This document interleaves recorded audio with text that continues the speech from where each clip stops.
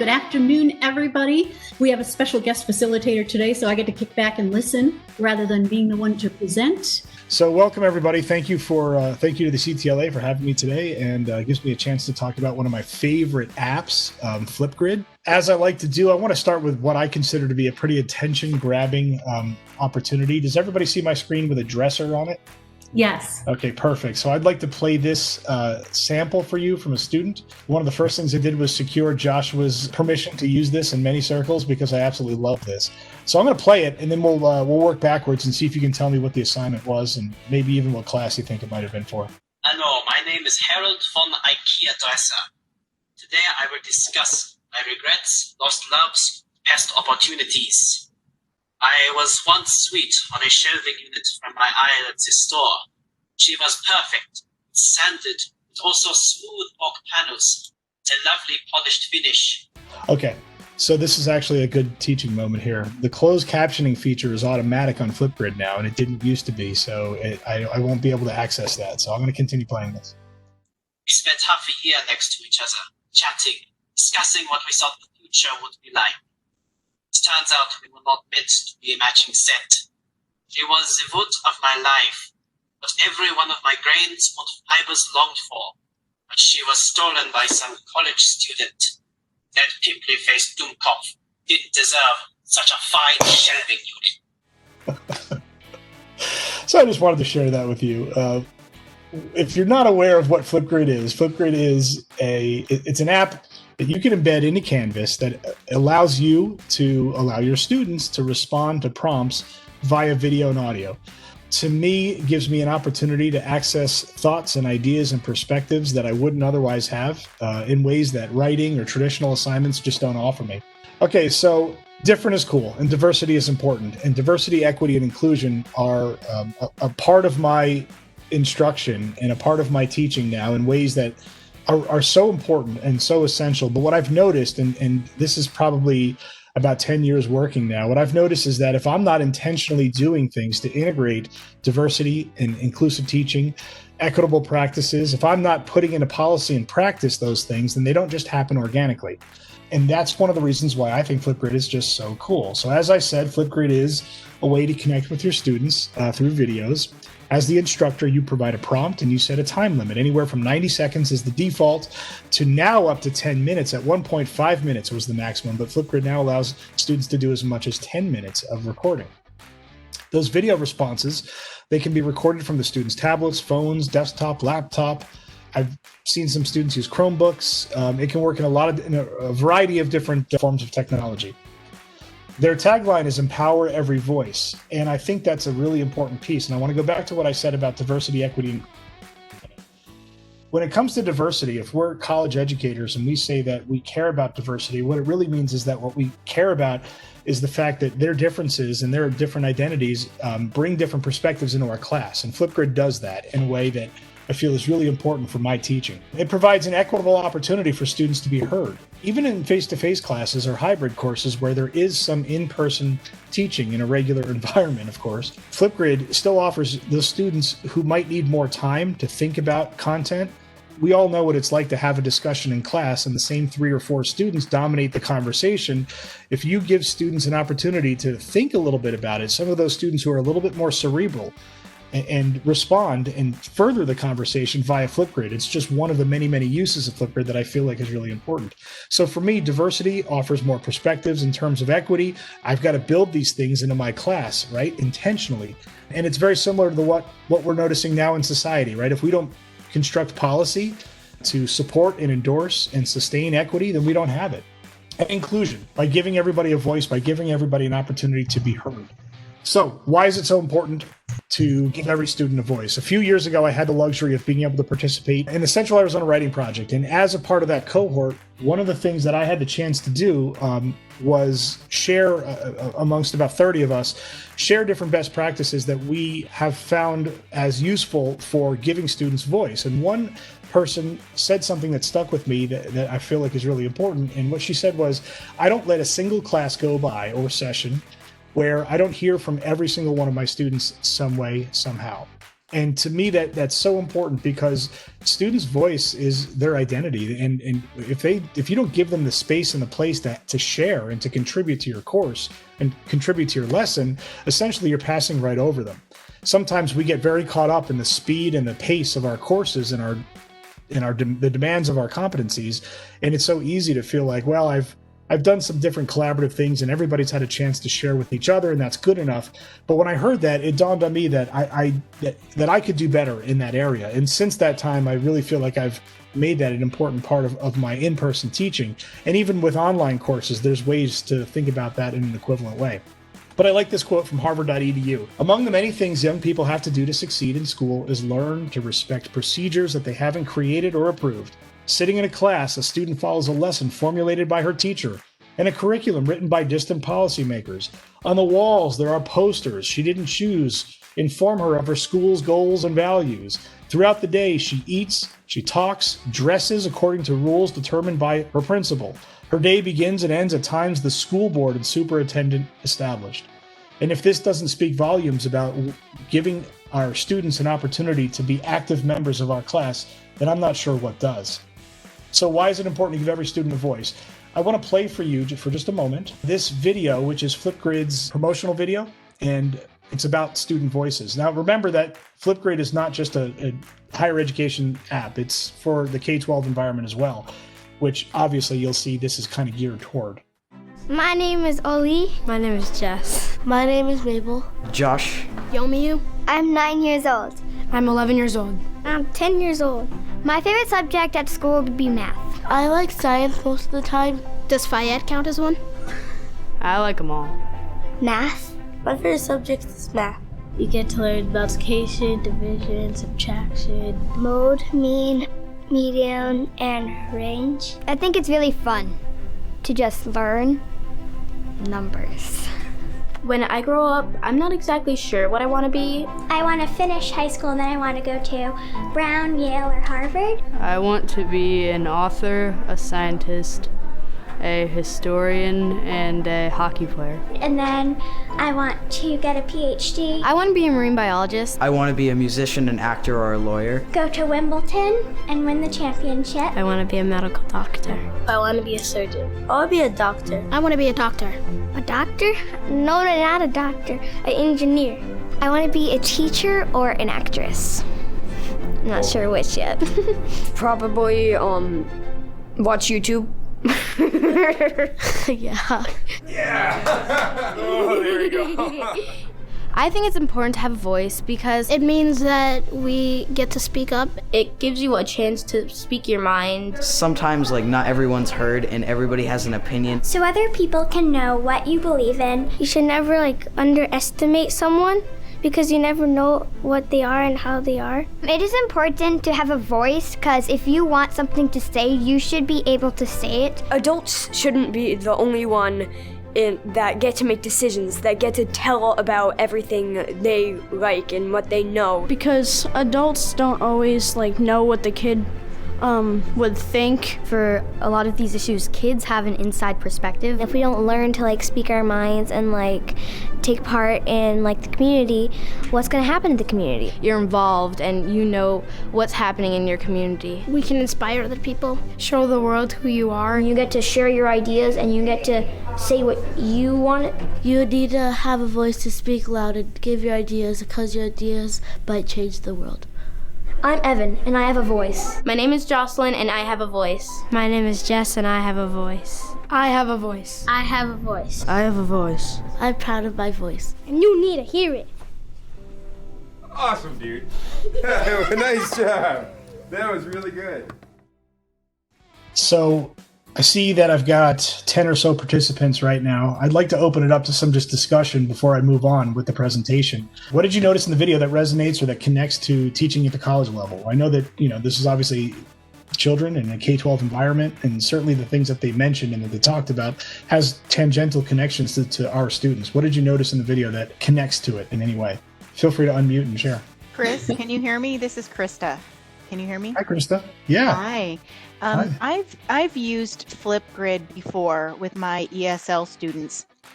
And one thing that I noticed in the video and that I've noticed with my students as well is it allows students just to be more comfortable in their responses.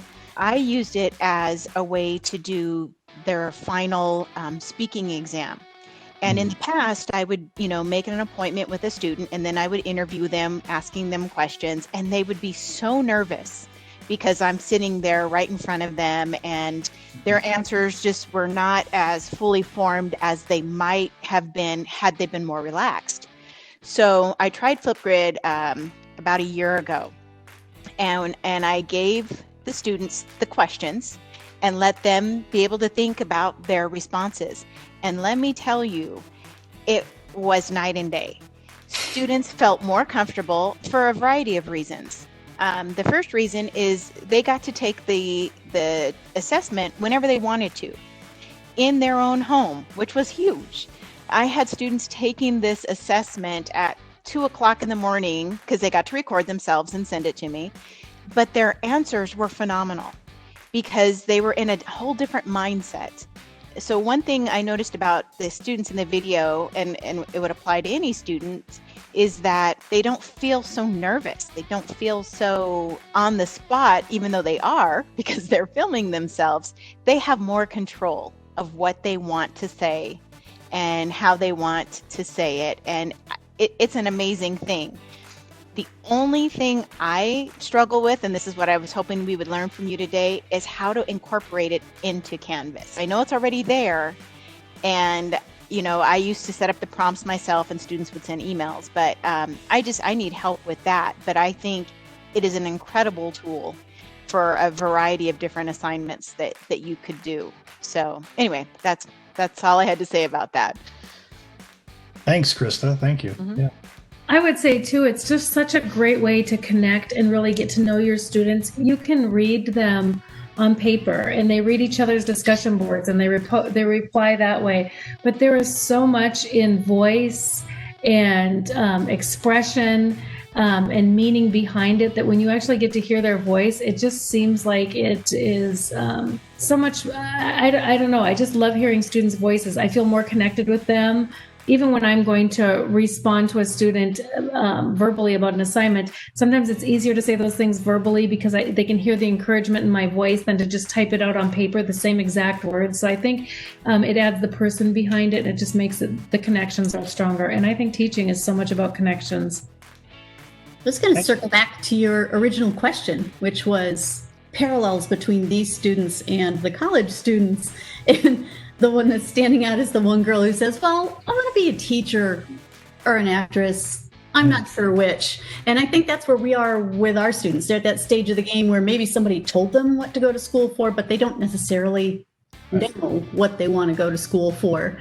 Thank you, Mary. Yeah, that's great. I think too that one of the children mentioned how if we don't teach our students how to use their voice, right, and we just assume that they're going to use their voice when they have something to say, if we don't teach them how to use their voice, if we don't give them the space to practice using their voice, then we will undoubtedly find ourselves in a scary future. So I thought, I'm paraphrasing, of course, but I think that's what I feel about FlipGrid is that it gives our students that opportunity to learn how to advocate for themselves and how to share their stories. The thing that I started with was a dresser, an IKEA dresser.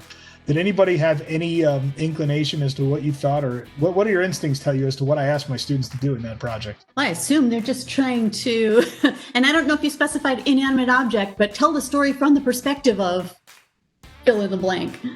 That's exactly it. The class is the art of storytelling, and we listened to a podcast called Everything's Alive, in which the host has somebody on the show that's telling a story based on the research that they did from the perspective of an inanimate object. And the example that we listened to and watched was a generic cola can. It's stuck in the back of the fridge, feeling discarded and empty. And we talked about the parallels between human emotions and inanimate objects and how you could use that in storytelling. And then I gave my students the assignment to write a story from the perspective of some inanimate object, but make sure it's something that's in your room, because you're going to do a FlipGrid vid talk afterward. And you're going to point your camera at the object. And I had students that did like David Bowie posters or their favorite stuffed animal. It was great. But that one, we watched it together in class and we laughed so hard because he did the IKEA Swedish accent and everything else. In general, I try to tell my storytelling students to avoid accents because that can turn into cultural appropriation very quickly. But that one, I got to say, that one worked. So there's already, you're getting a sense, right, that there's an infinite amount of uses for FlipGrid. And Chris, thank you for sharing how you have your students. I'm assuming it's foreign language students, is it? No, I'm sorry. It's not foreign language. It's ESL students, right? Thank you. But I was thinking, we have all of the accents in ours, so nothing we can do about it. I know why I said that. When you shared that, I was thinking like if you taught French or Spanish or German or something, you could have your students do finals by talking out loud and giving you, and also you could think about multiple intelligences and how this impacts a student's ability to share what they know as opposed to always writing what they know, which is sort of our fallback in a lot of ways. I'm going to share my video again and go through a little bit more in the presentation, if that's okay. And I do see some writing in the chat, and I'll get to that because we'll do it when I'm done with the slides that I've prepared. I'll just field questions. And Krista, I also want to come back to your question or issue, which was about integrating it into Canvas, right? So yes, it does embed into Canvas. This is a view right here behind the two young women of a recent student, and this is in Speedgrader. So I can make my comments right here in Speedgrader, just like you would with any other assignment. It also now automatically closed captions, and it's pretty accurate. It's more accurate than YouTube, I think. If the student rambles or mumbles or maybe moves a little bit too quickly or has poor audio, then it might trip up like any other closed caption service. But for the most part, it does a pretty good job. In case you're wondering, you can set up assignments in Canvas without any app that allows students to upload video using their webcam. So technically speaking, what FlipGrid does on the most basic level can be done with Canvas, but the audio is not nearly as good for whatever reason, the coding or whatever. I don't know enough about that back-end type of tech to know why, but FlipGrid just has better audio, better sound, better visual, better video. You can also freeze it and edit it. Students can add stickers to the end once the video is done before they upload. And I've provided lots of PDFs to my students about things that they can do with FlipGrid and how they can do it. So going back to the uses, giving students the place to share experiences, the beginning of a class, unique introductions. I do use this for online, hybrid, and face-to-face teaching. So even when I have students meet each other on day one, I might have them do a FlipGrid video introducing themselves. In fact, in the storytelling class, which I always teach as a hybrid, after the first week, I have them write from the third-person perspective about themselves. Instead of saying I, me, or my, they say, Chris Reider was born in New Jersey in 1975. They speak from the third-person perspective to kind of get into the craft and the habit of writing stories. Assess learning. That's probably the number one thing I do is I give them content and then I assess their understanding of it with FlipGrid. Beyond everything else I do with it, presentations and all these other things, that's the number one use that I have. And that's what I love the most about it. I still teach English 101. And when I do, I always do academic misconduct and plagiarism presentation with students. And then I have them just record 3 things that they learned that they didn't know.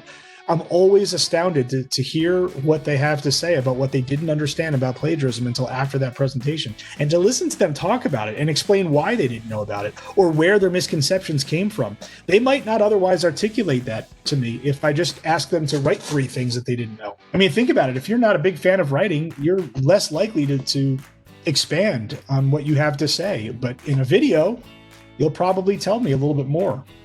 Group self-assessments. If you ever do group work and collaborative work in your class and you want to get their sense for how the group functioned, if you just want to learn a little bit about the interpersonal communication workings of your group dynamics, give them the space to share about it with a FlipGrid video. Peer review works great. Clarify overviews and content. Let students come up with questions. If you're introducing a big project in class, right, or maybe online, put a FlipGrid video in your Canvas shell right after that asks them to come up with 3 questions related to the overview. Performances, presentations. Obviously, Krista, you shared with how your students did presentations on FlipGrid. Discussion, interaction, close reading accountability. Yes, if you'll have your students read an article or something, it's a great way to have them sort of extrapolate what they've learned from the reading, the article, fiction or nonfiction, whatever it may be. I used it all summer in a film and lit class that I taught. Reflection, follow-up, closure on events. My students participate and engage in a lot of multicultural events and co-curricular events, in some cases service learning projects. And when you hit little benchmarks in those projects or those events, have your students go to Canvas and record a FlipGrid video summing it up.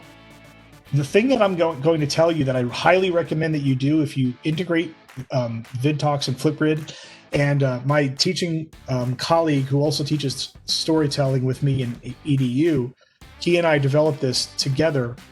It's a Netiquette guide. It's like a 10-point Netiquette guide for things that you want to think about, because what we found was students would treat it a little bit like social media, a little bit informally, like they would be lying in bed in some cases, holding up the phone above their heads the way that somebody might do on social media, or in some cases, maybe just one too many cats walking across in front of their camera while they're trying to talk, or whatever it may be. So we came up with some ideas here: dress attire, finding a quiet place to record the responses, making sure that they're away from loud background noises. Now, certainly there's a very good chance in the middle of us doing this today, you're going to hear my dog. So, I never ding a student for having, a roommate walk by or a noise in the background, whatever. That's not what it's about. But in general, whatever we can do to reduce those types of distractions.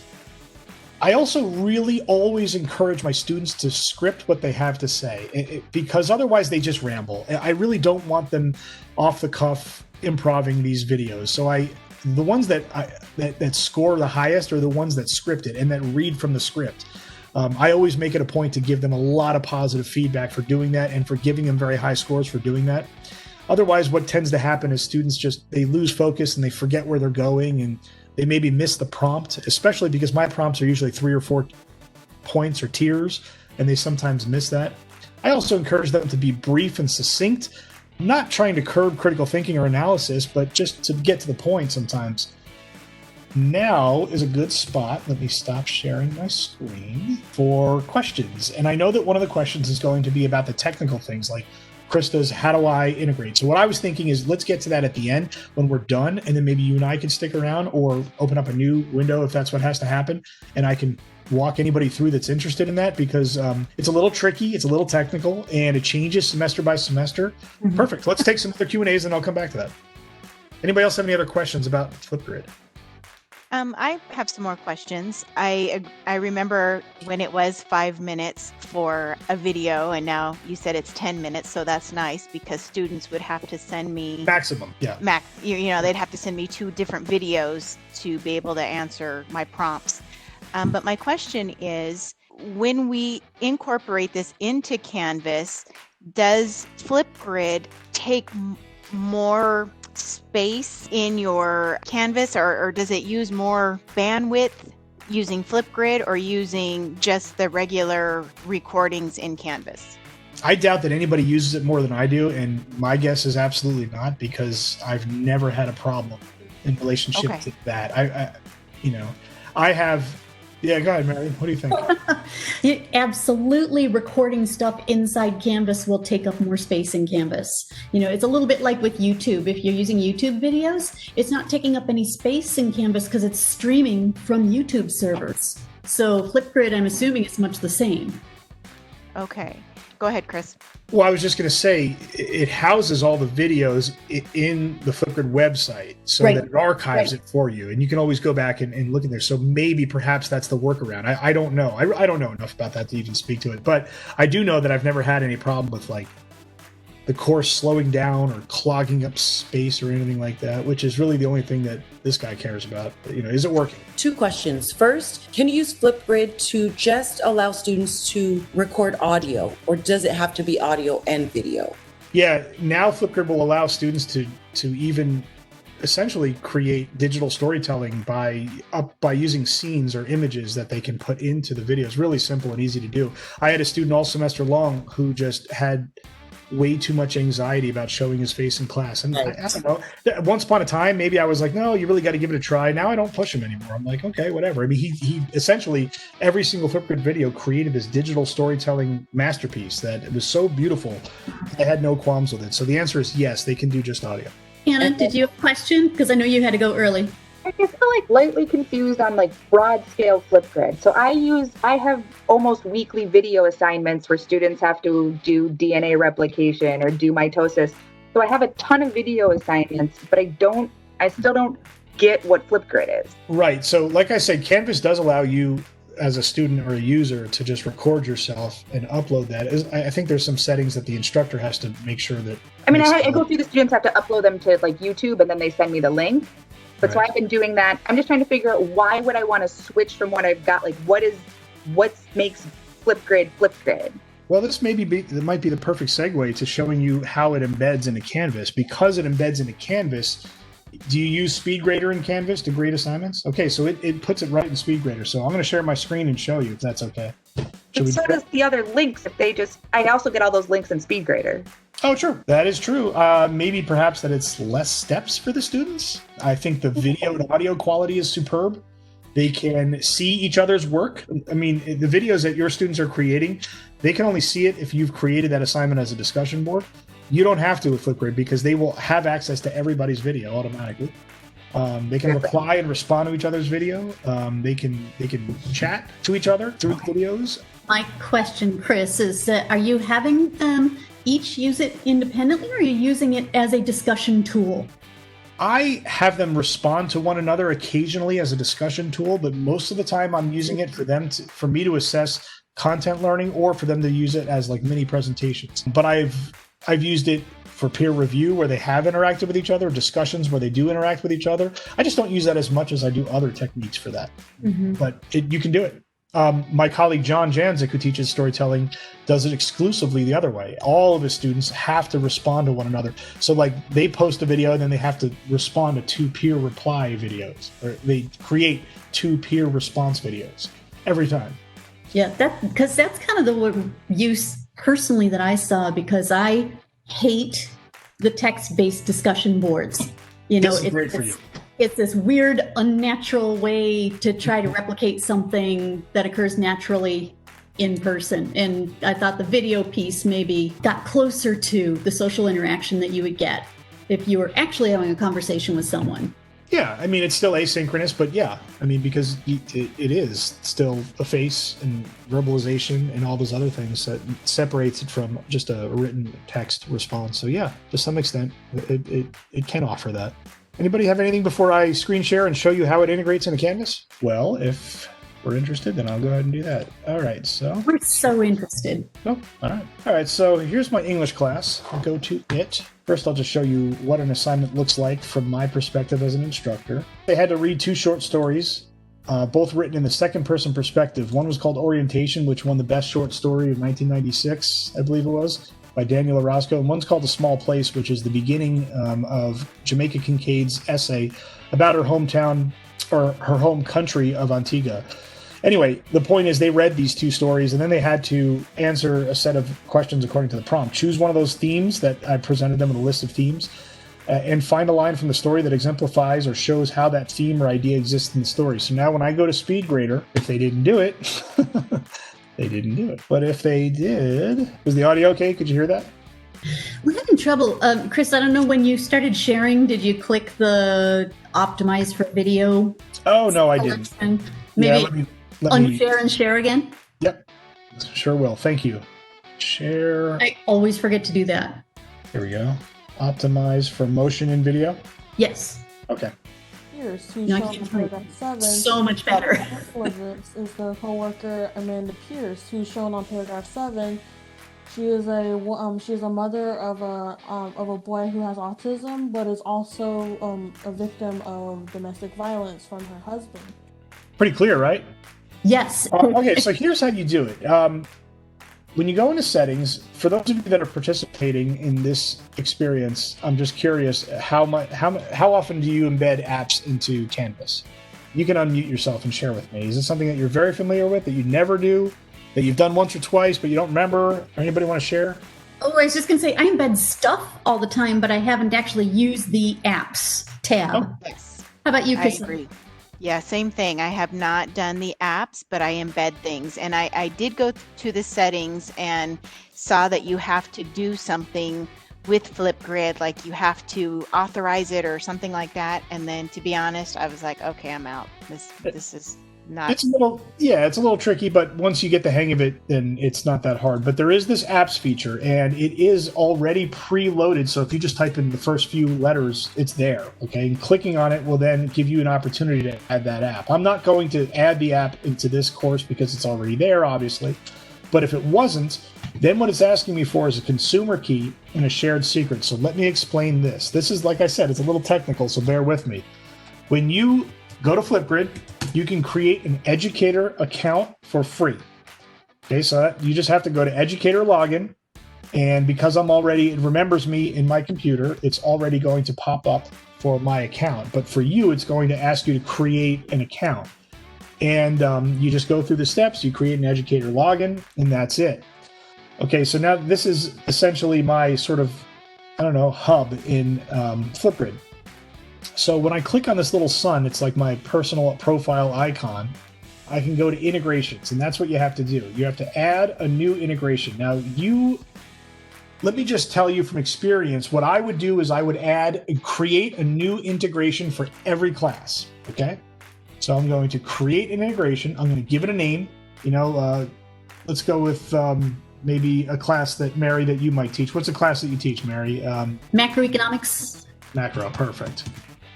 So maybe you titled it Macroecon Fall 2020. Okay. As soon as you click create, it's going to have a consumer key and a shared secret. Can everybody see that okay on my screen? Consumer key and a shared secret. You copy the consumer key, go back to the class that you're adding it, and paste. Copy your shared secret. It's just a series of characters that don't really matter. And paste it. And add the app. And now FlipGrid has been added into the course. I need to remember to undo that, because one of the things that gets really tricky is when you have too many FlipGrid accounts in the same canvas. You never want to do that. So if you ever copy a class over from one semester to another, the first thing you need to do is go into your apps and delete all the old FlipGrids and create a brand new one. Otherwise, you're going to start mixing things that it's like orange juice, champagne, beer, and milk. You don't want to mix all that stuff together. It's going to be awful. I mean, Jen, a colleague of ours at Mesa Community College, copied content from my class, and the FlipGrid came with it. And before I knew it, her students were seeing my name and sending me emails. I'm like, So yes. So just be careful. Don't mix all that stuff together. New class, new integration. All right? Let's all say it together. New class, new integration. So once you do that, the rest of it is really downhill, right? So you create an assignment. Okay, you always create an assignment. That's it. So you hit your plus sign to create your assignment, and however you want to create it in the box here is irrelevant. However you want to do it, you do it. But it's down here when you click the submission type. You're going to click external tool. You're going to click find. You've got two sidebars, so use them to find your right FlipGrid. See how I added that FlipGrid? Right? That's a problem. You never want to see two FlipGrids in there because you don't know which one you're connecting to. So you click on your FlipGrid, and now it is connected to your class. So you save it. I'm not going to save it, so I don't want this. But I'm going to go back to that assignment that I already had. I'm going to refresh my page because I want you to see what it looks like, and sometimes it's a little tricky if I wasn't already logged into FlipGrid. Okay, so now on the front, this is the front of the assignment. I'm not in edit mode, okay? Does everybody understand that? I'm just on the assignment. I'm not in edit mode. But down here is where I can tinker with the settings, right? Putting time or any type of specific details that I want to add to this to the FlipGrid end of this assignment, okay? The Canvas end is done. It's done. But the FlipGrid end of this assignment, I need to tinker with. So what I do is you click the little pencil icon, which is sort of universally understood to be, oh, it's different now. Okay, actions. Now it's actions. Oh, no, it is a pencil. Okay, good. So I click edit topic. Okay, you can change the name of the topic, but I mean, there's no need to because it's just going to mirror whatever you call this assignment in Canvas. And then down here, your recording time, you can change that. remember, you can do up to 10 minutes now, right? So Krista, you were mentioning how you had to do 5 minutes, no more. You just select 10 minutes. I personally don't like anything that long unless it's like a formal presentation of a project, but to each his own. Chris, this has nothing to do with FlipGrid. I just saw some research in the last couple of weeks where 6 minutes is the maximum attention span for video for students. So 5 minutes is a good target. Yeah, I mean, my storytelling students, they don't build any stories that are above 8 minutes ever. 8 minutes is like the giant hook off the stage. 8 minutes, that's just too much. And then you can see you have all these different little options that you can do if you want to add stickers and emojis and all this stuff. I don't mess with this too much. I like using it in the most basic version. Update topic and bada bing, and that's it. You have now integrated it. Now, there are some tricky things when students are using their phones, right? And they have to download the FlipGrid app and the Canvas app because it bounces them out of Canvas into FlipGrid back to Canvas. Once students get past that, if you use it all semester long, it'll take them a couple tries and they'll get used to it and it'll be fine. If students are using desktops or laptops, the more traditional tech, then they won't ever leave Canvas at all to do it. Because when they go to submit their responses, they're going to look for a big, giant green plus symbol. And I'm going to show you what that looks like. I'll go into student view. And by the way, you can use videos yourself. I do it sometimes. Oh, here we go. It used to be a big green plus. See, FlipGrid tinkers with their stuff all the time. And that's good, though. It's probably the sign of a company that's staying current and recognizing bugs and things like that. So record a response. As soon as I click this, my camera and mic will pull up. I think right now it might be, it's like we're like a TV and a TV and a TV. So maybe that's a problem. I don't know. But normally it just pulls right up. You hit record. You hit stop, you can edit, you can go back. It's very intuitive. It'll say things like, did you like that? If not, do you want to change it? I mean, the verbiage is very cognizant of who its audience is, students. Now, if you, Krista, or anybody else online, if you have any issues and you want me to walk you through it, like at some other point, just send me an email and we'll do it. I've done it for probably dozens of people at this point. It's just helpful. It's the way that I do things best, just one-on-one help. I'm not as good at following documents sometimes. So, just let me know if you need any help with that. Okay, so I have a couple of questions. Before, when I didn't do it through Canvas, the students would basically just send me their videos in email, and they always had a code. Do we not have to have the codes anymore now? Oh, not thank God. Embedded in Canvas. No code necessary. That was a pain in the butt. And when students do email me and they say, Professor Reider, what's the code for this assignment? I go, nope, you're doing something wrong. Call me. Okay. All the problems happen in the first 3 weeks of class. And then I never get another problem with it. And I won't have one more problem with FlipGrid until January. Okay. And then I'll go through a couple of hiccups in January, and then it's smooth sailing. So it's no different than anything else that students have to get used to. Okay. But I'm telling you, 99% of the time, Krista, that when students are like, I can't stand this FlipGrid, I don't understand. I get an email. I just wait because I get an email an hour later, and it's like, oh, I got it. Yeah. Sorry, I figured it out. I'm telling you, the first time you do it, you might be like, oh, what did I get myself into? Just don't respond to any emails for at least an hour. And most of it works itself out. It's fine. I've created a couple of PDFs. I don't even know if I shared them with Mary and Jen, but I've created a couple of PDFs about how to use it from cell phones and tablets because there's a couple little nuances that are a little different. Mm-hmm. But like I said, FlipGrid changes and reinvents itself every semester, it seems. They did something on this last change that really confounded me and my partner John, who also uses it, and we both were like scratching our heads. And then we just realized, the fix was easy. All we had to go in was delete all the old FlipGrids and make sure we were creating new ones from scratch. Mm-hmm. So now I just make sure that I name it really specifically so there's no mistaking what goes to what class. If I teach more than one section of the same class, I have 2 different integrations. I don't mess with it. I just find that solves most of the problems. Okay, so that's my next question is I don't have multiple sections of a class. So I have, 5 different preps. So it's still one FlipGrid account, but 5 different integrations. Is that right? Think of an integration as a class. You should create a new integration for each class.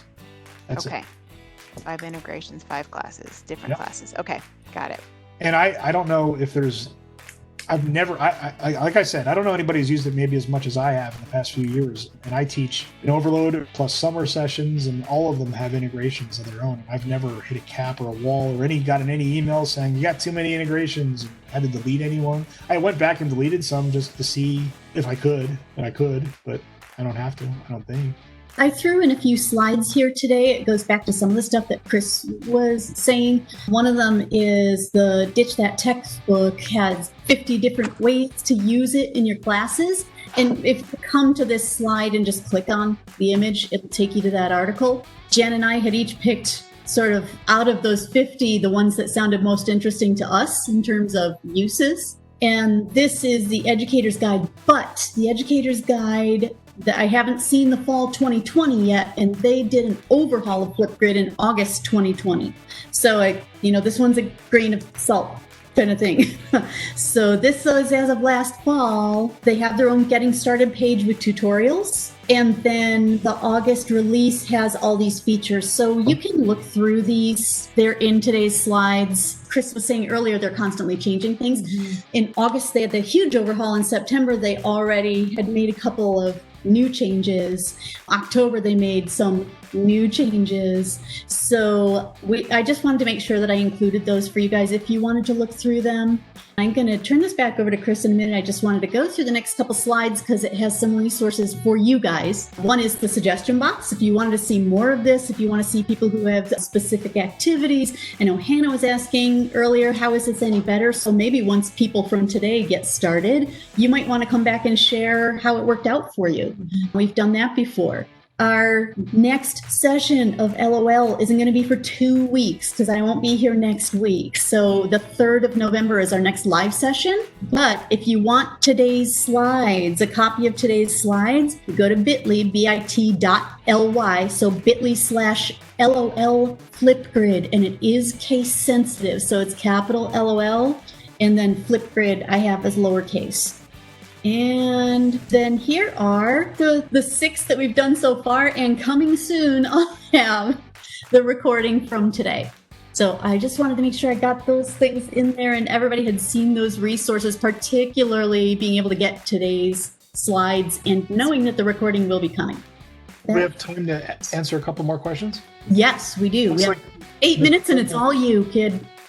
Nicole asked, can students record virtual team presentations through FlipGrid without students being in the same room? So if they're using WebEx and the audio and video can show each of them, and one of them turns on FlipGrid, I suppose it's possible, but I honestly don't know. I haven't tried that. That's actually a good question.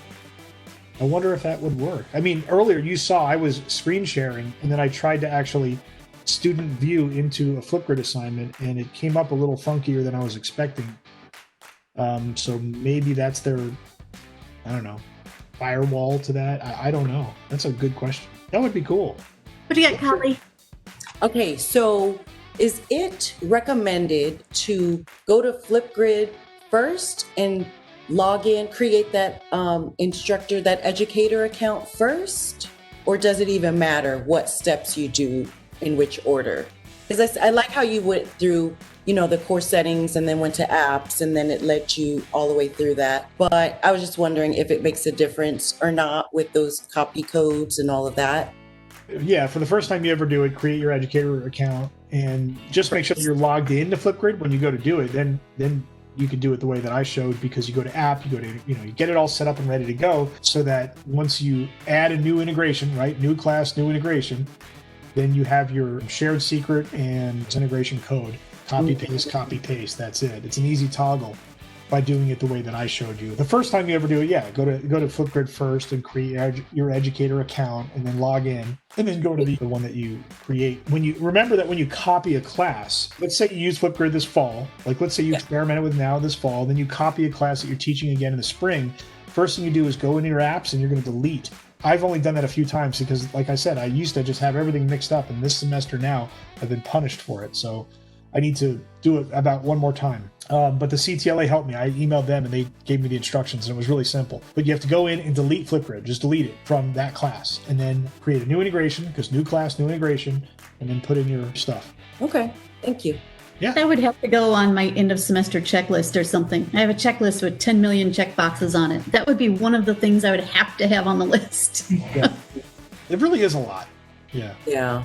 I mean, that could definitely get lost and you would forget once you're importing one class into another. I mean, I wouldn't think of it automatically either. Yeah. Chris, I have another question about, has FlipGrid changed in that an instructor can prevent the other students from seeing other student responses? When they're doing their final oral exam, you know, I don't want other students hearing what they have to say. And usually I'm real quick on it and you can click hidden, but it's almost like you have to do it. You can't set it up initially unless something has changed, because students have seen others and I'm like, no, don't look at anybody else's.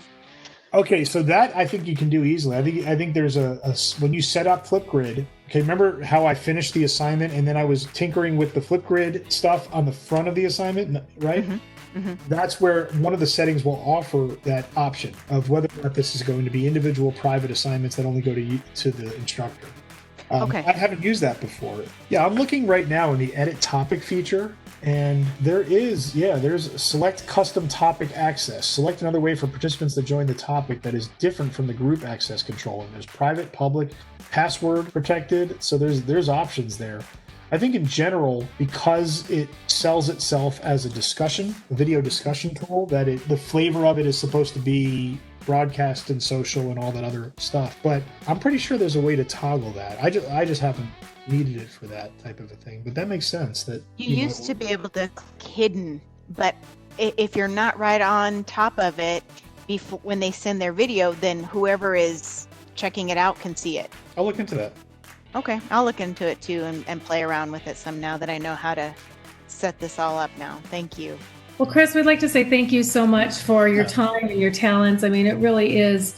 It's what I love going on websites, but it's so great to hear from someone who's really used it and integrated it and tried it, and learning from you and some of the great successes you've had with it. So thank you so much for sharing and for being willing to record it so we can share it with others.